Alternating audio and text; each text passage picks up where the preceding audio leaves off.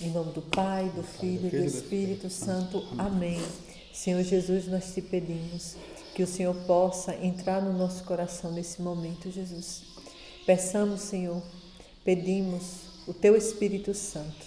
O Teu Espírito Santo que nos faz entrar para dentro.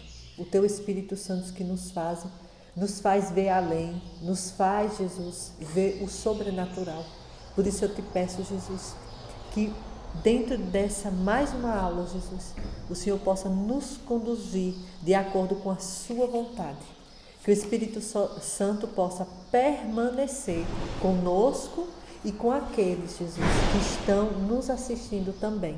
Eu peço o Espírito Santo sobre esses casais que estão nos assistindo e também, Jesus, por essa pessoa que está assistindo sozinha aí da sua casa. Peço a intercessão da Virgem Maria, que ela possa permanecer também conosco. Ave Maria, cheia de graça, o Senhor é convosco. Bendita sois vós entre as mulheres, bendito é o fruto do vosso ventre, Jesus. Santa Maria, Mãe de Deus, rogai por nós, pecadores, agora e na hora de nossa morte. Amém. Estamos reunidos em nome do Pai, do Filho e do Espírito Santo. Amém. Então, nós estamos agora entrando na segunda morada. Irmãos, vocês que perderam as outras aulas, vai lá, dê uma olhada, né? Nós já falamos da primeira morada e agora nós vamos entrar na segunda morada, né? Então, tá sendo maravilhoso, maravilhoso, principalmente para nós aqui também, viu? Para nós.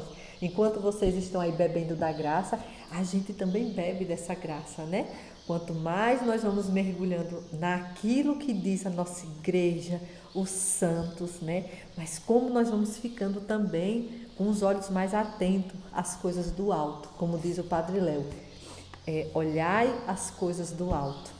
Então, Deus abençoe cada um de vocês que está aí nos assistindo. Vamos lá, Léo, falar da segunda morada. É uma alegria retomar, né? Já estamos na nossa 17ª aula, são 17 aulas já desse curso Caminho de Santidade no Matrimônio, e a gente está percorrendo essas moradas para entender aonde nós devemos chegar quando a gente começa a andar no caminho de santidade.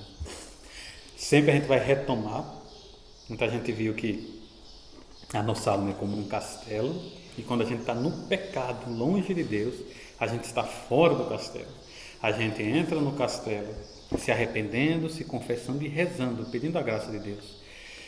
A gente entra no castelo na primeira morada. Essa primeira morada, ela, como mostra o desenho, né, que eu vou colocar aqui na tela também, ela fica, óbvio, muito perto do mundo exterior.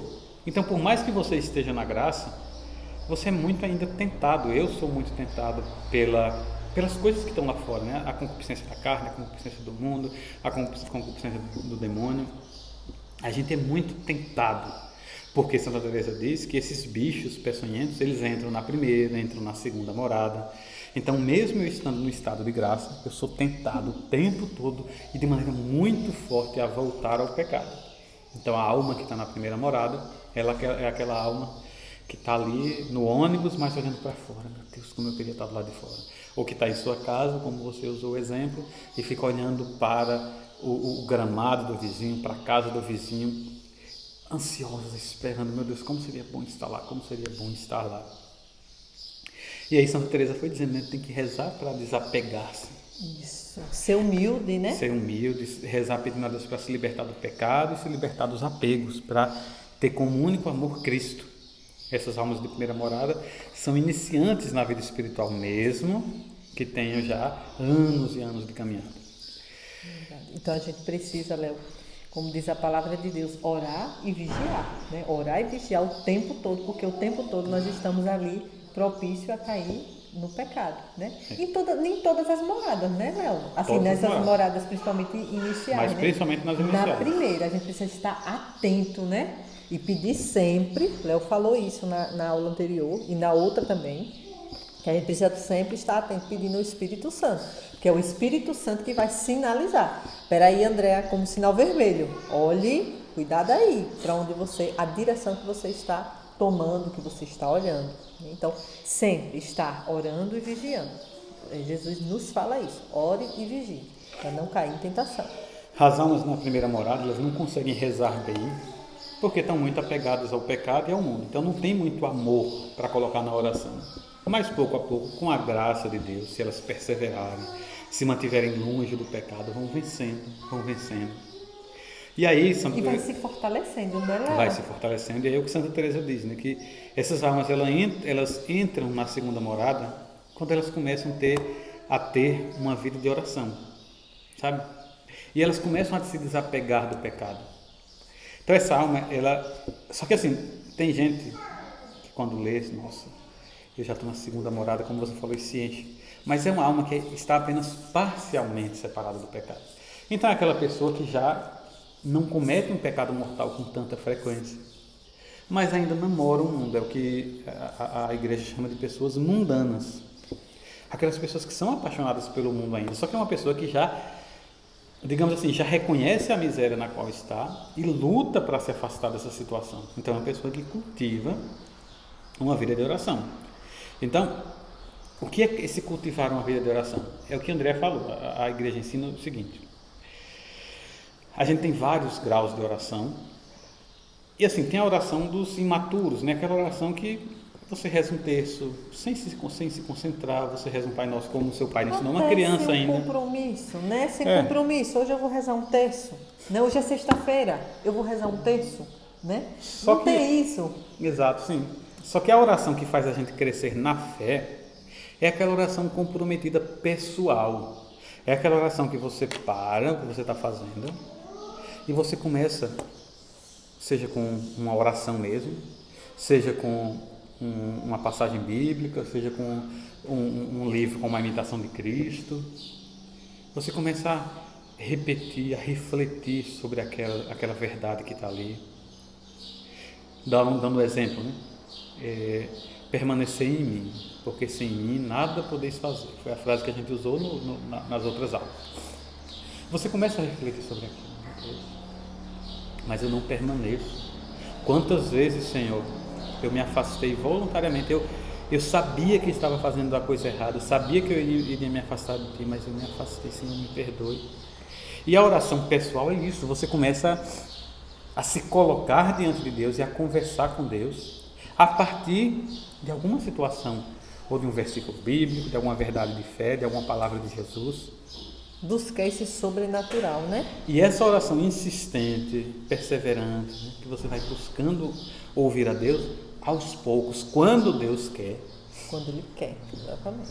Ele revela algo para você da verdade. E aquilo é uma experiência de conversão para a sua vida. Então, a gente vai falar mais na frente sobre isso, mas a alma na segunda morada já começa a ter uma vida de oração. Ela já consegue parar e ter aquele momento de intimidade com o Senhor. Já consegue acordar, por exemplo, pega a palavra de Deus, como você falou na aula passada, e faz o estudo da palavra.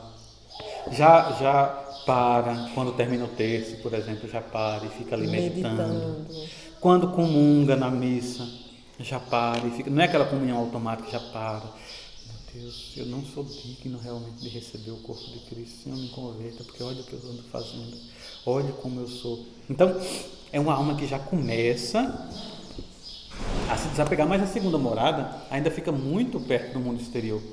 Então, os apelos do mundo ainda são muito fortes. Então, nessas moradas, Santa Teresa ensina que Deus atrai a alma por meio de conversas sagradas, sermões, graças nos momentos de oração. Só que o mundo ainda parece atraente. A alma se apega a seus pertences, aos que as outras pessoas pensam sobre ela. Né? Então ainda tem muitos apegos. Né? Você já está mais ou menos livre daquela tentação muito forte do pecado, mas ainda há muitos apegos no mundo. Olha como isso é interessante, né, Léo? O que as pessoas pensam sobre mim. Isso é interessantíssimo. Olha o tanto de sabedoria, né, dessa santa. Porque é nesse momento que a gente começa a trilhar um outro caminho e que é onde também vai começar um outro olhar sobre nós das pessoas. Porque veja, se eu não sou aquela pessoa que tem aquela fidelidade, de repente uma amiga, ou qualquer, se depara com, poxa, e por que André está agora se vestindo dessa forma? Aí eu começo a me preocupar porque aquela pessoa já está conversando sobre mim. Porque isso é natural do ser humano. Porque eu vou precisar, o padre Paulo Ricardo, ele fala muito isso, que eu vou precisar ter muita garra para mudar, eu tenho que mudar a direção. Então, só que aí vai ter também os comentários, né? Porque a minha alma, ela vai começando a ficar sedenta de Deus. Então eu vou querer, e não somente as missas dominicais. Então vai que a minha família começa a achar estranho. Oxê, você não ia às missas, você só ia às missas dominicais, agora você está indo às missas todos os dias, né? A pessoa começa a se confessar uma vez por mês, mas espera aí, você não só se confessava uma vez no ano, que é o que a igreja diz, porque agora você está com esse comportamento virou beato, vai morar na igreja, e por que agora você não vai botar mais aquele shortinho curtinho? E essa roupa, você está falando o quê? Não, essa roupa eu não quero vestir mais. Mesmo que você não fale, mas é o comportamento que vai falando, né? Só que a alma na segunda morada ainda se apega muito ao primeiro. Dá então, um exemplo bem concreto. Eu preciso levar isso muito a sério. De que vai haver os comentários e as pessoas são livres. Cada um, gente, vai falar o que quiser. Só que a minha preocupação tem que ser com o quê? Com Deus. Eu preciso me preocupar com o que Santa Teresinha fala? Eu sou aquilo que Deus pensa de mim. Eu tenho que ter um pensamento elevado. Tem que trocar, né? Trocar. Ao invés de ser o que os outros pensam, é o que Deus. Um exemplo bem concreto, assim, exatamente, que já pode ter acontecido na sua vida. Você era uma pessoa que, como o André falou, né? Quando estava na telha, você ia para a missa. De repente você começa, não, missa de domingo. Perder uma missa de domingo por displicência é pecado mortal, é um pecado grave que rompe a minha comunhão com Deus. De confissão. Você tomou consciência disso e pensa assim, não, eu não posso mais perder missa. Léo, só um parêntese. Nós estamos vivendo agora um período de pandemia. Então, por exemplo, na nossa cidade, não estamos tendo no momento, por uma semana, a missa dominical. Então, o que acontece? Mas tem a missa na televisão. Então, eu preciso participar da missa na televisão como se estivesse lá, né? Fazer a minha comunhão espiritual, né? A nossa igreja é consciente disso. Então, se você não participou da sua missa pela televisão, se confesse, busque a confissão, né? Busque a confissão. Então, você tem essa consciência de que a missa de domingo, assim, é a prioridade na sua vida. Você não pode deixar de ir. Mas, a sua família, digamos, é muito festeira, gosta de se reunir para aquele churrasco. E aí, sei lá, ou vão por uma casa de praia, ou vai ter aquele churrasco, aniversário de alguém, e vai começar, digamos que a missa que você participa é 5 da tarde. E aí você chega lá na casa da sua família, sei lá, 10 da manhã na casa dos pais, sei lá, 10 da manhã, ficou ali e tal. E você diz, não, agora 4 da tarde ou 3:30 da tarde, no máximo, eu tenho que sair porque eu vou para a missa. Só que o pessoal deixou para cantar os parabéns, digamos, ou para fazer alguma coisa, justamente no horário da missa. E aí, a alma na segunda morada é o que Santa Teresa diz. É aquela pessoa, caramba, se eu sair para a missa agora eu vou ouvir tanto. Vai ser uma chatice tão grande. É melhor eu ficar, porque eu não quero ficar ouvindo chateação da família. O Senhor sabe que eu amo a Deus. Mas olha, eu vou pecar porque eu vou ficar com muita raiva, então eu não vou para a missa não. Aí cai, a alma na segunda morada ainda é presa. Ah não, porque meu pai não vai gostar, ou porque meu irmão vai me dar uma piadinha, ou porque fulano vai falar isso, ciclano vai falar aquilo. Só que a gente precisa aspirar, né? Querer, aquilo que Santa Teresinha disse, né? Eu não sou o que o outro pensa de mim, eu sou o que Deus pensa de mim. Então, o que é que Deus vai pensar de mim se eu não for para a missa por conta de fulano ou de Beltrano? Ele vai olhar, nossa, Leonardo ainda me ama tão pouco. É isso que deve me ocupar. Mas a alma na segunda morada, apesar de ter avançado um pouco em relação ao pecado, mas ainda tem muitos apegos. Essa inclinação, né, Léo? E aí Santa Teresinha dá vários conselhos. Essa morada é uma das mais perigosas, Santa Teresinha diz. Por quê?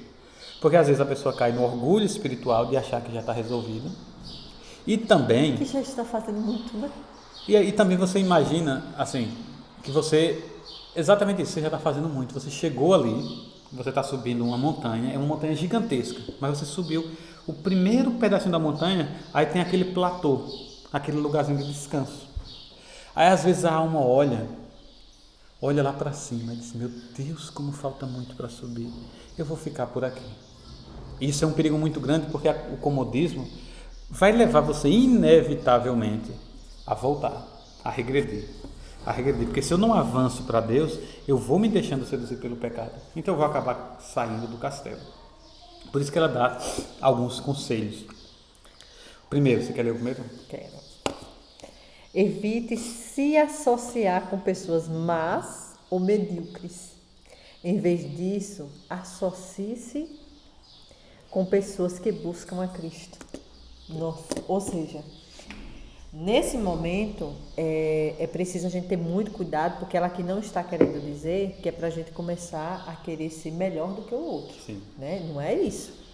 Só que eu preciso saber com quem eu estou me relacionando. Eu preciso saber com quem eu estou me relacionando. Tem uma passagem bíblica, né, que fala que quem se mistura com porcos, falero come. Falero come. Então, eu preciso saber. Então, peraí, eu estou num grupo. Leonardo usava isso na aula anterior, que está lá no WhatsApp, aquele grupinho, aquela coisa, né, que manda fotos, manda imagens, aí eu fico lá no grupo. Peraí, eu preciso agora, já que eu estou buscando, né, um novo caminho, que é um caminho do céu, um pensamento de Deus, um pensamento que uma outra direção. Eu não tem por que eu ficar ali naquele grupo que está me levando para um lugar que não seja Deus. Me diga, os frutos que eu estou colhendo ali. Ah, não, André, mas eu tenho que estar lá para evangelizar. Jogar pérolas aos porcos. Jogar pérolas aos porcos. Ou se contaminar mesmo, porque às vezes você, eu quero evangelizar, mas você ainda é tão fraco que você cai. Você está num grupo de amigos, sei lá, de futebol. E você está tentando sair de uma vida de bebedeira, de traição, de pornografia. Mas nesse grupo só o que rola é isso. O pessoal, depois do baba, vamos encher a cara, aí manda um vídeo pornográfico. Você não tem que necessariamente se afastar do grupo, das pessoas. Mas, por exemplo, se o grupo de WhatsApp lhe faz mal, saia. Não, pessoal, eu vou jogar bola, mas eu não quero esse grupo. Por que não? Porque me faz mal.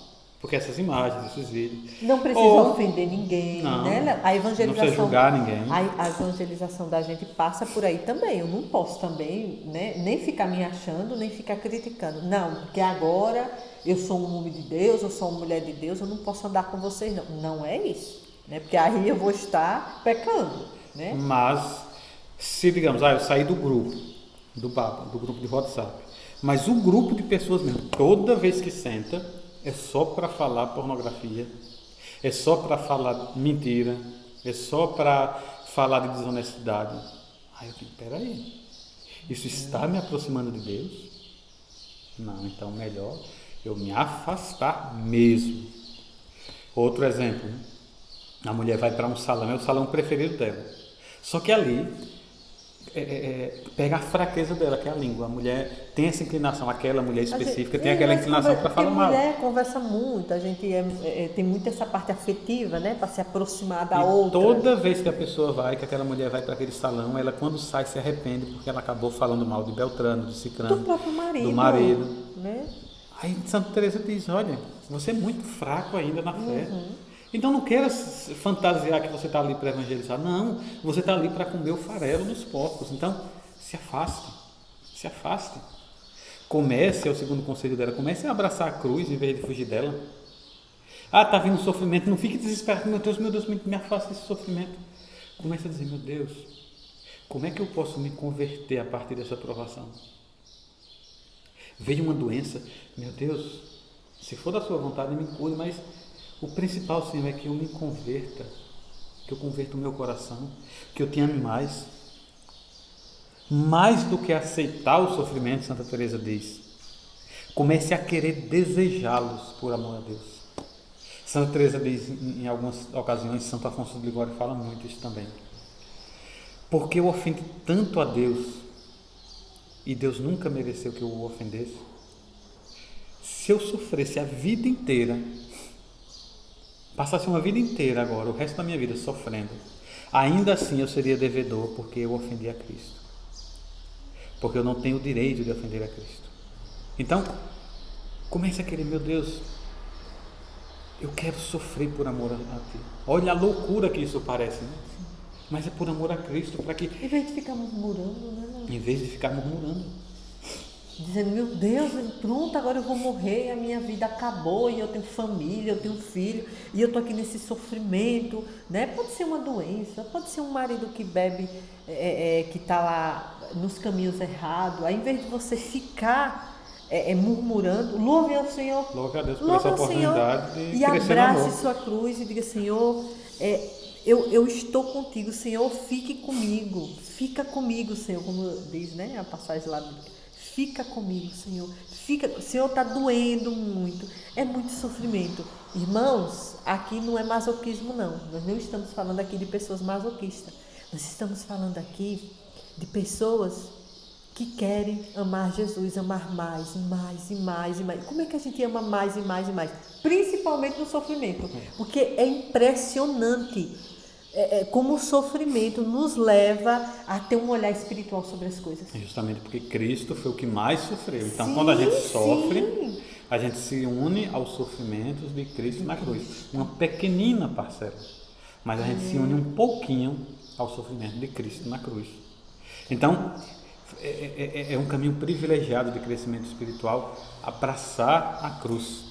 O Padre Jonas, né, lá nos nossos documentos, nos ensina sobre as visitas de Deus, né, que quando a gente está passando por algum sofrimento, né, seja ele programado, porque tem, né, aqueles programados, né, aqueles que você já tem, né, há muito tempo, e você está aí, mas tem aqueles também, as visitas de Deus, que de repente surge algo, né, tipo sim, um filho que se acidenta, um coronavírus que de repente ataca a nossa casa, a né? perda do emprego. A perda de um emprego é um sofrimento não programado, né? Aquele que veio assim. Então, é uma visita de Deus. Então, quem sabe, meu irmão, só fazendo assim uma meditação, Léo, você aí não está passando por uma visita de Deus, né? Então, abrace a cruz, entregue esse sofrimento todos os dias ali. E peça ao Senhor um olhar espiritual sobre tudo isso. Quem sabe o Senhor está querendo lhe purificar em alguma área, purificar a sua casa, purificar os seus filhos, o seu esposo. Então, assim, peça que o Espírito Santo ele vai falar assim com você e lhe dar uma orientação. Exatamente. E aí você precisa fazer com que seguir a vontade de Deus é o que a gente já falou desde as outras aulas. Não pode ser um hobby, uma coisinha ali que quando tem tempo, não. Tem que ser uma parte central da sua vida. Seguir a Deus, buscar a santidade precisa ser a principal busca da minha vida. Eu busco, a principal coisa da minha vida é buscar a Deus. Mas você é casado, tem filho? Exatamente. É no meu casamento, é sendo pai, é sendo trabalhador, é sendo missionário, é sendo tudo que eu sou hoje, que eu busco a vontade de Deus. A gente vai falar isso de maneira mais aprofundada lá na frente, quando eu entrar no matrimônio. Mas essa busca por Deus precisa ser uma parte central na vida. Senão a gente vai estar sempre apegado às coisas do mundo. E ainda tem mais. Quando a gente é casado e quando a gente tem filho, aí é que a responsabilidade dobra. Por quê? Porque Léo eu sou responsável por Léo, pela alma dele. Eu tenho que rezar pelo meu esposo, né? Eu preciso estar atenta para rezar, para agradecer, Senhor, obrigada pelo esposo que o Senhor me deu. Rezar por ele, rezar pelas dificuldades que ele possa estar enfrentando na vida dele, na vida espiritual, na vida do trabalho. Eu preciso rezar, eu preciso ser essa mulher orante. Eu preciso rezar pelos meus filhos, eu não posso esquecer de rezar pelos meus filhos. Olha o tamanho da responsabilidade. Como é que eu vou rezar pelo meu esposo, pedir a Deus pelo meu esposo, pedir a Deus pelos meus filhos, se eu não tenho uma vida de oração? Não tem como. Exato. Eu preciso me abastecer como o carro, né? O carro só funciona com a gasolina ou com o álcool, né? Ou com sei lá o que, combustível que coloca lá nele, né? Então, ele precisa se abastecer, você é esse carro. Você precisa se abastecer de Deus, todos os dias, e abastecer os outros da sua casa.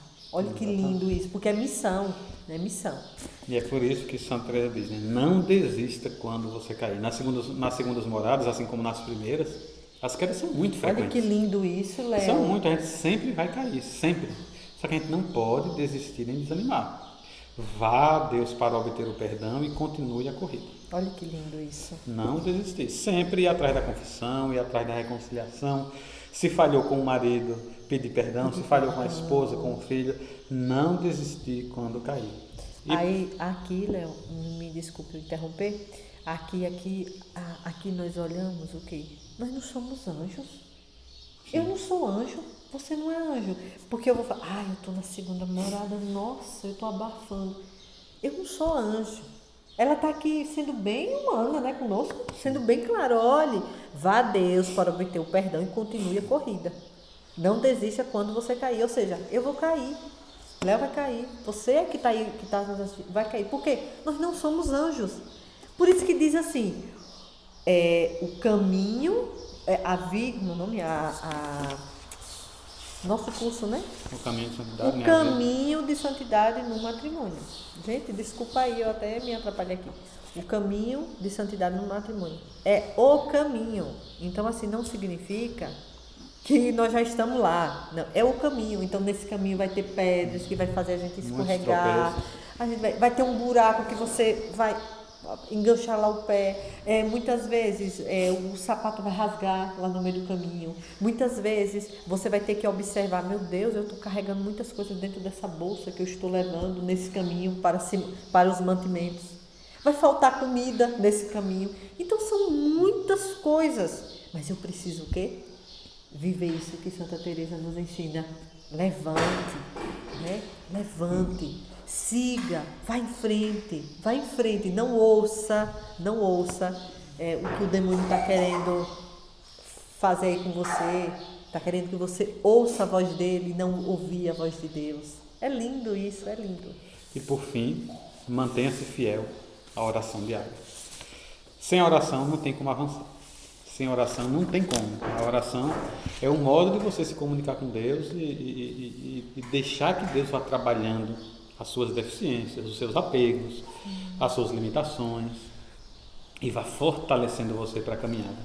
Por fim, tem uma coisa que é uma das frases mais famosas, assim, uma das citações mais famosas de Santa Teresa que está aqui no Caminho de Perfeição, que ela fala assim, quando você se propõe, porque você já começa a ver que é um caminho difícil, a gente está só na segunda morada. É só na segunda morada. É um caminho difícil que vai ter muitos momentos que a gente, caramba, desanima e quer voltar. Sabe? Desanima e quer voltar, quer parar, quer ficar por ali. Mas ela diz o quê? Olha, que nesse caminho de santidade importa muito e, acima de tudo, uma grande e firme determinação de não parar até chegar à fonte. De novo, importa muito e, acima de tudo, uma grande e firme determinação de não parar até chegar à fonte de água viva, venha o que vier. Suceda o que suceder, custe o que custar, murmure quem murmurar. Quer chegue ao fim, quer morra no caminho, ou falte coragem para os sofrimentos que nele se encontram. Ainda que o mundo venha abaixo, havemos de prosseguir. Olha o chamado. Eu me decidi caminhar na santidade. Venha o que vier. Suceda o que suceder. Custe o que custar. Vai custar a minha boa fama? Vai custar a minha moral com as pessoas? Vai custar a minha saúde? Vai custar... Custe o que custar. Murmure quem murmurar. Estão me chamando de beato, ficaram com raiva de mim. Não estão falando comigo. Murmure quem murmurar. Quer chegue ao fim ou morra no caminho. O que importa é que eu não vou desistir. Ainda que o mundo venha abaixo, havemos de prosseguir. Então a gente precisa pedir a Deus essa muito grande determinação. Essa grande e firme garra, determinação, né? Essa gana, de não né, desistir. E só Deus que pode nos dar essa determinação. Só Deus. É com essa determinação que Deus vai alimentando a nossa alma e a gente vai correspondendo e avançando, crescendo no amor por Ele. E a gente vai ver como é que a gente vai crescer no amor por Ele nas terceiras moradas, que é um assunto para a próxima aula, se Deus quiser. Né, meu amor? Se Deus quiser. E olha, já fica aí na expectativa, né, Léo? Que está sendo uma bênção mesmo. Né? Esse curso para nós aqui, viu? Também. Tá bom? Então, Deus abençoe cada um de vocês. Então, até a próxima aula, se Deus quiser. Se Deus quiser. Deus abençoe. Deus abençoe.